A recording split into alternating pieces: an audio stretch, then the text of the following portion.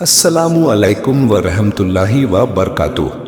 आप सुन रहे हैं बहारे शरीयत का ऑडियो रूप। इस मुकद्दस किताब को सुनने से पहले आइए उन तमाम अफराद के हक में दुआ करें जिन्होंने इस किताब को स्कैन किया और इसे आपके लिए तैयार करने में हिस्सा लिया। अल्लाह अज़्ज़ व जल से दुआ है कि वो हमारे तमाम सगीरा व कबीरा गुनाहों को मुआफ़ फरमाए, हमें ईमान पर इस्तेकामत अता फरमाए और इस नेक काम को हमारी आखिरत के लिए जरिया ए नजात बनाए। तो चलिए अब इस रूहानी सफर को शुरू करते हैं। अर्जे मुतरजिम ज़ेरे नज़र किताब बहारे शरीयत उर्दू ज़बान में बहुत मशहूर व मारूफ किताब है। हिंदी ज़बान में अभी तक फिकी मसाइल पर इतनी ज़कीम किताब मंजर आम पर नहीं आई। काफ़ी अरसे से ख्वाहिश थी कि बहारे शरीयत मुकम्मल हिंदी में तर्जमा की जाए ताकि हिंदी दा हजरत को फिकी मसाइल पर पढ़ने के लिए तफसीली किताब दस्तयाब हो सके। मैंने इस किताब का तर्जमा करने में खालिस हिंदी अल्फाज का इस्तेमाल नहीं किया। उसकी वजह यह कि आज भी हिंदुस्तान में आम बोलचाल की जबान उर्दू है। अगर हिंदी शब्दों का इस्तेमाल किया जाता तो किताब और ज्यादा मुश्किल हो जाती। इसीलिए किताब के मुश्किल अल्फाज को आसान उर्दू में हिंदी लिपि में लिखा गया है। बहारे शरीयत उर्दू में 20 हिस्से 3 या 4 जिल्दों में दस्तयाब हैं। अगर इस किताब का अच्छी तरह से मुताला कर लिया जाए तो मोमिन को अपनी जिंदगी में पेश आने वाले तकरीबन तमाम मसाइल की जानकारी हासिल हो सकती है। इस किताब में अकायद, मुआमलात, तहारत, नमाज, रोजा, हज, जक़ात, निकाह, तलाक, खरीद, फरोख्त, अखलाक, गरज की जरूरत के तमाम मसाइल का बयान है। काफी अरसे से तमन्ना थी कि मुकम्मल बहारे शरीयत हिंदी में पेश की जाए ताकि हिंदी 2 हज़रात इससे फायदा हासिल कर सके। बहारे शरीयत की 20 हिस्सों की कंपोजिंग मुकम्मल हो चुकी है जिसको 2 जिल्दों में पेश करने का इरादा है। कुछ मजबूरियों की वजह से 10 हिस्सों की एक जिल्द पेश की जा रही है। कुछ ही वक्त के बाद बाकी 10 हिस्सों की दूसरी जिल्द आपके सामने होगी। यह हिंदी में फिकी मसाइल पर सबसे ज्यादा तफसीली किताब होगी। कोशिश यह की गई है कि गलतियों से पाक किताब हो और मसाइल भी न बदल पाए। अभी तक मार्केट में फिक्र के बारे में पाई जाने वाली हिंदी की अक्सर किताबों में मसाइल भी बदल गए हैं और उनके अनुवादकों को इस बात का एहसास तक न हो सका। यह उनके दीनी तालीम से वाकिफ न होने की वजह है, मगर शौक उनका यह है कि दीनी किताबों को हिंदी में लाए। उनको मेरा मशवरा यह है कि अपना यह शौक पूरा करने के लिए बाकायदा मदरों में दीनी तालीम हासिल करें और किसी आलिम दीन की शागिर्दी इख्तियार करें ताकि हिंदी में सही तौर पर किताबें छापने का शौक पूरा हो सके। फिर भी मुझे अपनी कम इल्मी का एहसास है। कारीन किताब में किसी भी तरह की गलती पाएं तो खादिम को जरूर इत्तेला करें ताकि अगले एडिशन में सुधार कर लिया जाए। किताब को आसान करने की काफी कोशिश की गई है। फिर भी अगर कहीं मसला समझ में न आए तो किसी सुन्नी सहीहुल अकीदा आलिम दीन से संभले ताकि दीन का सही इल्म हासिल हो सके। किताब का मुताला करने के दौरान उल्मा से राब्ता रखें। वक्तन अवक्तन किताब में पेश आने वाले मसाइल को समझते रहें। अल्लाह ताला की बारगाह में दुआ है कि वह अपने हबीबे अकरम सल्लल्लाहु ताला अलैहि वसल्लम के सदके में इस किताब के जरिए कारीन को भरपूर फायदा अता फरमाए और इस तर्जमे को मकबूल व मशहूर फरमाए और मुझ खताकार व गुनाहगार के लिए बख्शिश का जरिया बनाए। आमीन। बिस्मिल्लाहिर्रहमानिर्रहीम। अल्हम्दुलिल्लाहिल्लज़ी अंज़लल कुरान व हदाना बिही इली अक़ाइदिल ईमान व अज़हरद्दीनल क़वीम अली साइरिल अदयान वस्सलूहु वस्सलामुल इस्मानु फी कुल्लि हीनिन वानिन अली सय्यिदि वलदि अदनानी सय्यिदिल इंसी वल जान अल्लज़ी जअलहु अल्लाहु तआला मुत्तलिअन अलल ग़ुयूब फ़अलिम मा यकूनु व मा कान व अली आलिहि व सहबिहि व इब्निहि व हिज़्बिहि व मन इत्तबअहुम बिइहसान वजअलना मिनहुम या रहमीन या मन्नान। फकीर बारगाहे कादरी अबुल उला अमजद अली आज़मी रजवी अर्ज करता है कि जमाने की हालत ने इस तरफ मुतवज्जह किया कि अवाम भाइयों के लिए सही मसाइल का एक सिलसिला आम फहम जबान में लिखा जाए जिसमें जरूरी रोजमर्रा के मसाइल हों। बावजूद बेफुर्सती के अल्लाह ताला के भरोसे इस काम को शुरू किया है। एक हिस्सा लिखने पाया था कि यह ख्याल हुआ कि आमाल की दुरुस्तगी के लिए अकायद की सेहत जरूरी है और बहुत से मुसलमान हैं जो उसूल ए मजहब से आगाह नहीं। ऐसों के लिए सच्चे अकायद के जरूरी सरमाए की बहुत शदीद हाजत है, खास तौर पर इस फितने के दौर में कि ईमान के डाकू जगह जगह हैं जो अपने आप को मुसलमान कहते हैं बल्कि आलिम कहलाते हैं और हकीकतन इस्लाम से बहुत दूर हैं। आम मुसलमान उनके फरेब में आकर दीन से हाथ धो बैठते हैं। लिहाजा यानी किताबुत तहारत पाकी के बयान को इस सिलसिले का हिस्सा दोम किया और उन भाइयों के लिए इस पहले हिस्से में इस्लामी सच्चे अकायद बयान किए। उम्मीद है कि बिरादरान इस्लाम इस किताब से ईमान ताज़ा करें और इस फकीर के लिए बख्शिश और दोनों जहान में बेहतरी और ईमान व मजहब ए अहले सुन्नत पर खातिमा की दुआ फरमाएं। अल्लाहुम्मा सब्बित क़ुलूबना अलल ईमान व तवफ़्फ़ना अलल इस्लामी वर्ज़ुक़ना शफ़ाअत खैरिल अनामी अलैहि अस्सलातु वस्सलाम व अदखिलना बिजाहिही इंदक दारस्सलाम आमीन या अरहमर राहिमीन वल्हम्दुलिल्लाहि रब्बिल आलमीन। अल्लाह ताला की ज़ात और उसकी सिफ़तों के बारे में अक़ीदे। अल्लाह एक है, कोई उसका शरीक नहीं, न जात में, न सिफ़ात में, न अफ़ाल, कामों में, न अहकाम, हुक्म देने में, न नामों में। वह वाजिबुल वजूद है, यानी जिसका हर हाल में मौजूद रहना ज़रूरी हो। उसका अदम मुहाल है, यानी किसी ज़माने में उसकी ज़ात मौजूद न हो नामुमकिन है। अल्लाह कदीम और अजली है, यानी हमेशा से है, और अबदी भी है, यानी वह हमेशा रहेगा, उसे कभी मौत न आएगी। अल्लाह ताला ही इस लायक है कि उसकी बंदगी और इबादत की जाए। अकीदा, अल्लाह बेपरवाह है, किसी का मोहताज नहीं और सारी दुनिया उसी की मोहताज है। अकीदा, अल्लाह की जात का इदराक अक्ल के जरिए मुहाल है, यानी अकद्ल से उसकी जात को समझना मुमकिन नहीं, क्योंकि जो चीज़ अक्ल के जरिए से समझ में आती है अकद्ल उसको अपने घेरे में ले लेती है। और अल्लाह की शान ये है कि कोई चीज़ उसकी ज़ात को घेर नहीं सकती। अलबत्ता अल्लाह के कामों के जरिए से मुख्तसर तौर पर उसकी सिफ़तों और फिर उन सिफ़तों के जरिए अल्लाह ताला की ज़ात पहचानी जाती है। अकीदा, अल्लाह ताला की सिफ़तें न ऐन हैं न गैर, यानी अल्लाह ताला की सिफ़तें उसकी ज़ात नहीं और न वह सिफ़तें किसी तरह उसकी ज़ात से अलग हो सके, क्योंकि वह सिफ़तें ऐसी है जो अल्लाह की ज़ात को चाहती है और उसकी ज़ात के लिए ज़रूरी है। इसी सिलसिले में दूसरी बात यह भी ध्यान रखने की है कि अल्लाह की सिफ़तें कई हैं और अलग हैं, और हर सिफ़त का मतलब भी अलग अलग है, मुतरादिफ़ैन नहीं।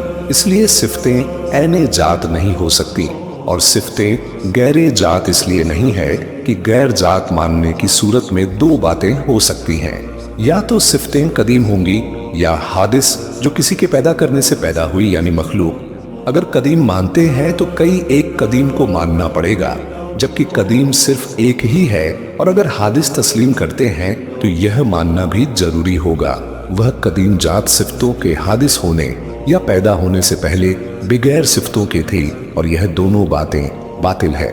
इसलिए इन मुश्किलों से बचने के लिए अहले सुन्नत ने वह मजहब इख्तियार किया है कि सिफ़ाते बारी अल्लाह ताला की सिफ़तें न तो ऐन जात है और न गैर जात, बल्कि से सिफ़तें उस जाते मुकद्दस को लाजिम है, किसी हाल में उससे जुदा नहीं। और जाते बारी ताला अपनी हर सिफ़त के साथ अजली, अब्दी और कदीम है। अकीदा, जिस तरह अल्लाह ताला की जात कदीम, अजली तथा अब्दी है, उसी तरह उसकी सिफ़तें भी कदीम, अजली और अब्दी हैं। अकीदा, अल्लाह की कोई सिफ़त मखलूक नहीं, न जेरे कुदरत दाखिल। अकीदा, अल्लाह की ज़ात और उसकी सिफ़ात के अलावा सब चीज़ हादिस, यानी पहले न थी, अब मौजूद है। अकीदा, जो अल्लाह ताला की सिफ़तों को मखलूक कहे या उन्हें हादिस बताए वह गुमराह और बद्दीन है। अकीदा, जो आलम में से किसी चीज़ को खुद से मौजूद माने या उसके हादिस होने में शक करे वह काफिर है। अकीदा, अल्लाह ताला न किसी का बाप है, न ही किसी का बेटा है, और न उसके लिए कोई बीवी। यदि कोई अल्लाह के लिए बाप, बेटा या जोरू, बीवी बताए वह भी काफिर है, बल्कि जो मुमकिन भी बताए गुमराह बद्दीन है। अकीदा, अल्लाह ताला हय्य है यानी जिंदा है जिसे कभी मौत नहीं आएगी। सबकी जिंदगी उसी के हाथ दस्ते कुदरत में है। वह जिसे जब चाहे जिंदगी दे और जब चाहे मौत दे दे। अकीदा, वह हर मुमकिन पर कादिर है और कोई मुमकिन उसकी कुदरत से बाहर नहीं। जो चीज मुहाल हो अल्लाह ताला उससे पाक है कि उसकी कुदरत उसे शामिल हो, क्योंकि मुहाल उसे कहते हैं जो मौजूद न हो सके, और जब उस पर कुदरत होगी तो मौजूद हो सकेगा, और जब मौजूद हो सकेगा तो फिर मुहाल कैसे हो सकेगा। इसे इस तरह समझिए जैसे कि दूसरा खुदा मुहाल है, यानी दूसरा खुदा हो ही नहीं सकता। अगर दूसरा खुदा होना कुदरत के मातहत अधीन हो तो मौजूद हो सकेगा, और जब मौजूद हो सकेगा तो मुहाल नहीं रहा। और दूसरे खुदा को मुहाल न मानना अल्लाह के एक होने का इनकार है। यूं ही अल्लाह ताला का फना हो जाना मुहाल है। अगर अल्लाह के फना होने को कुदरत में दाखिल माना जाए तो अल्लाह के अल्लाह होने से ही इनकार करना है। एक बात यह भी समझने की है कि हर वह चीज जो अल्लाह की कुदरत के मातहत हो वह मौजूद हो ही जाए, यह कोई जरूरी नहीं। जैसे कि यह मुमकिन है कि सोने चांदी की जमीन हो जाए, लेकिन ऐसा नहीं है। लेकिन ऐसा हो जाना हर हाल में मुमकिन रहेगा, चाहे ऐसा कभी न हो। अकीदा, अल्लाह हर कमाल और खूबी का जामे है, यानी उसमें सारी खूबियां हैं, और अल्लाह हर उस चीज से पाक है जिसमें कोई भी ऐब, बुराई या कमी हो, यानी उसमें ऐब और नुकसान का होना मुहाल है। बल्कि जिसमें न कोई कमाल हो और न कोई नुकसान, वह भी उसके लिए मुहाल है। मिसाल के तौर पर झूठ बोलना, दगा देना, खियानत करना, जुल्म करना और जिहालत और बेहयाई वगैरह ऐब अल्लाह के लिए मुहाल है। और यह कहना कि झूठ पर कुदरत इस माना कर कि वह खुद झूठ बोल सकता है, मुहाल को मुमकिन ठहराना और खुदा को ऐबी बताना है, बल्कि खुदा का इनकार करना है। और यह समझना कि यदि वह मुहाल पर कादिर न होगा तो उसकी कुदरत नाकिस रह जाएगी, बिल्कुल बातिल है। यानी बेअसल और बेकार की बात है कि उसमें कुदरत का क्या नुकसान है। कमी तो उस मुहाल में है कि कुदरत से तल्लुक की उसमें सलाहियत नहीं।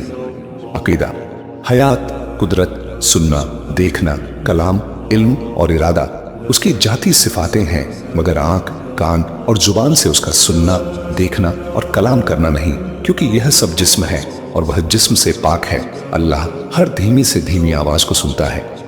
वह ऐसी बारीक चीजों को भी देखता है जो किसी भी खुर्दबीन या दूरबीन से न देखी जा सके, बल्कि उसका देखना और सुनना इन्हीं चीजों पर मुनहसिर, निर्भर नहीं, बल्कि वह हर मौजूद को देखता और सुनता है। अकीदा, अल्लाह की दूसरी सिफातों की तरह उसका कलाम भी कदीम है, हादिस और मखलूक नहीं। जो कुरान शरीफ को मखलूक माने उसे हमारे इमाम आजम हजरत इमाम अबू हनीफा, दूसरे इमामों और सहाबा रदियल्लाहु ताला अन्हुम ने काफिर कहा है।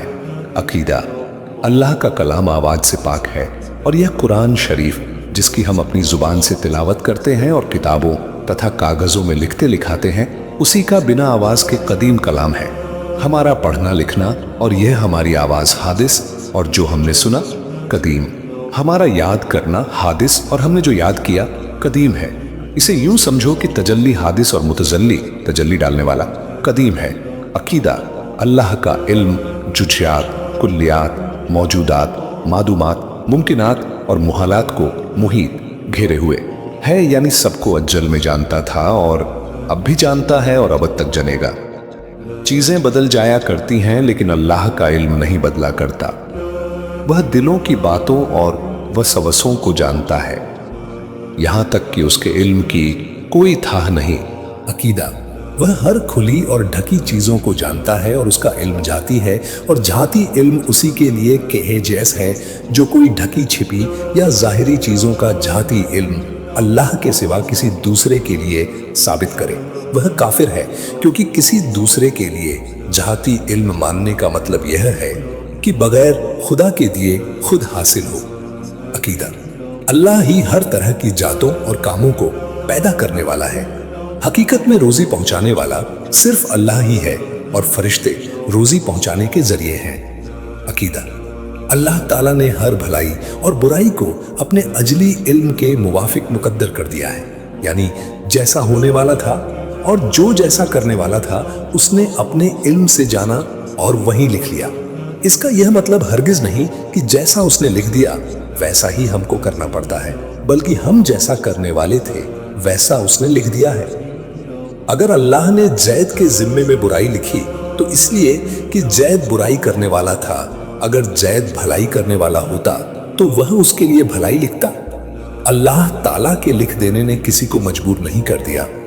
یہ تقدیر کی باتیں ہیں اور تقدیر کی باتوں کا انکار نہیں کیا جا سکتا۔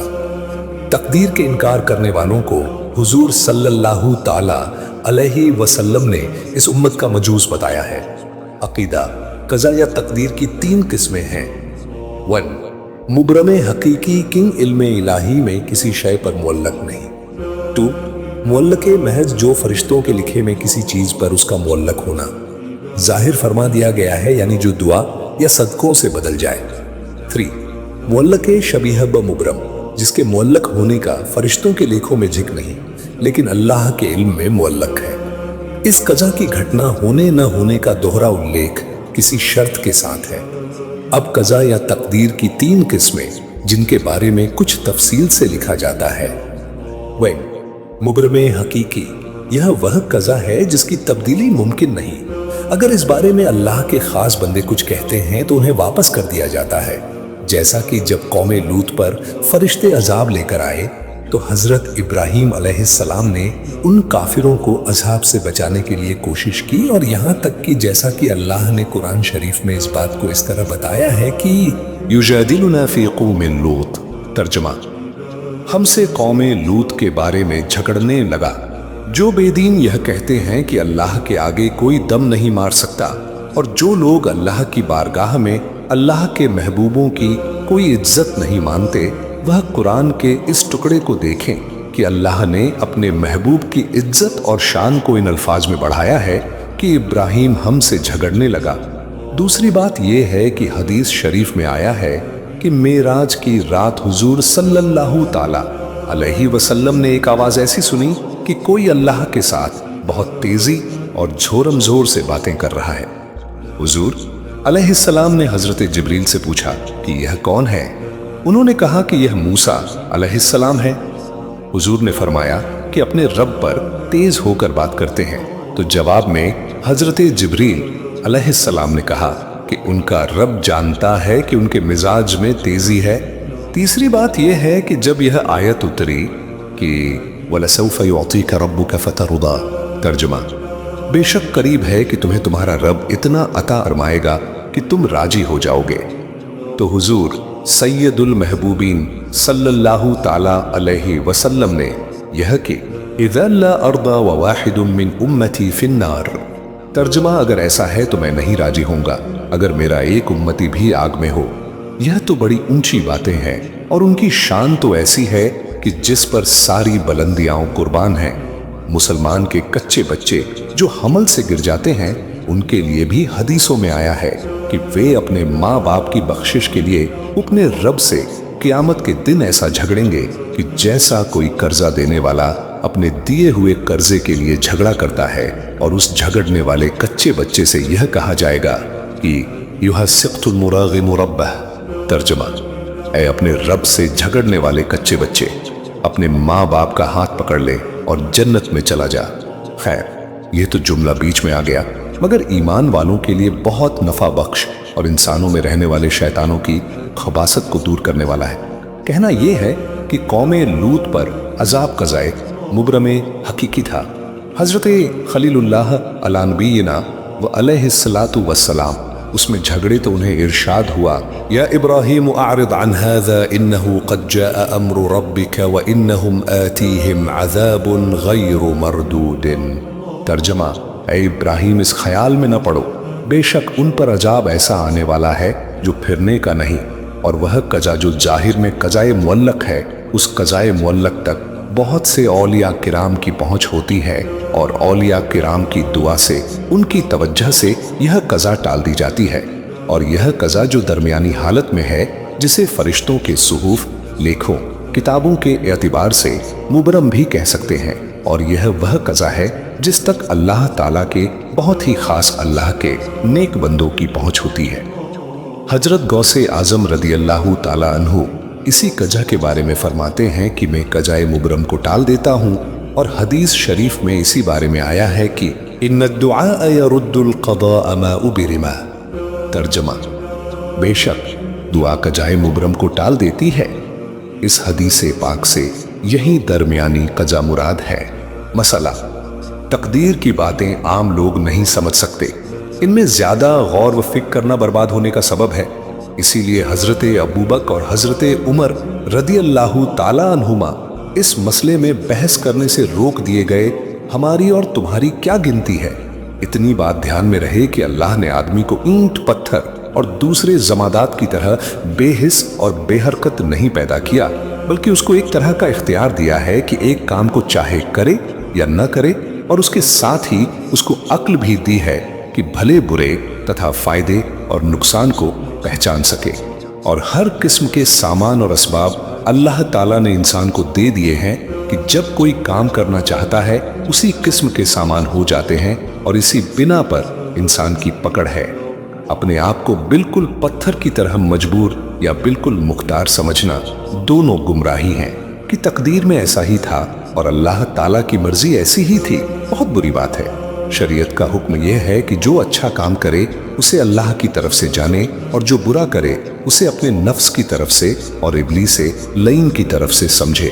अकीदा, अल्लाह ताला जहत, दिशा और जगहों और वक्तों और हिलने और रुकने और शक्ल व सूरत और तमाम हादिस चीजों से पाक है, इसलिए कि अल्लाह ताला जमीन व आसमान का नूर है। अकीदा, दुनिया की जिंदगी में अल्लाह ताला का दीदार नबी सल्लल्लाहु अलैहि वसल्लम के लिए खास है, और आखिरत में हर सुन्नी मुसलमान अल्लाह ताला का दीदार करेगा। अब रही दिल में देखने ख्वाब में अल्लाह ताला के दीदार की बात, तो यह दूसरे नबियों और वलियों के लिए भी हासिल है, जैसा कि इमाम आजम अबू हनीफा रदी अल्लाह ताला अन्हु को 100 बार ख्वाब में अल्लाह ताला की जियारत हुई। अकीदा, अल्लाह ताला का दीदार क़यामत के दिन मुसलमानों को यकीनन होगा, और यह नहीं कह सकते कि कैसे होगा, क्योंकि जिस चीज को देखते हैं वह चीज देखने वाले से कुछ दूरी पर होती है, और नजदीकी या दूरी देखने वाले से किसी तरफ होती है। जब किसी को देखा जाता है तो उसे देखने में आगे पीछे, दाहिने बाएं, ऊपर नीचे, दूर या करीब देखा जाता है, और अल्लाह ताला तमाम जहतों से पाक है। फिर रही ये बात कि आखिर दीदार कैसे होगा, तो खूब समझ लो कि यहाँ कैसे और क्यों कर की कोई गुंजाइश नहीं। इंशाअल्लाह जब देखेंगे उस वक्त बता देंगे। इन सब बातों का खुलासा ये है कि क्यों, कैसे, करेंकर आदि का संबंध अक्ल से है, और अल्लाह तआला की जात तक अक्ल पहुंच ही नहीं सकती, और जहां तक अक्ल पहुंचती है वह खुदा नहीं। जब अक्ल वहां तक नहीं पहुंच सकती तो अक्त व नजर उसे घेरे में ले भी नहीं सकती। अकीदा, अल्लाह जो चाहे और जैसे चाहे करे, उस पर किसी को काबू नहीं, और न कोई अल्लाह ताला को उसके इरादे से रोक सकता है। न वह ऊँघता है और न ही उसे नींद आती है।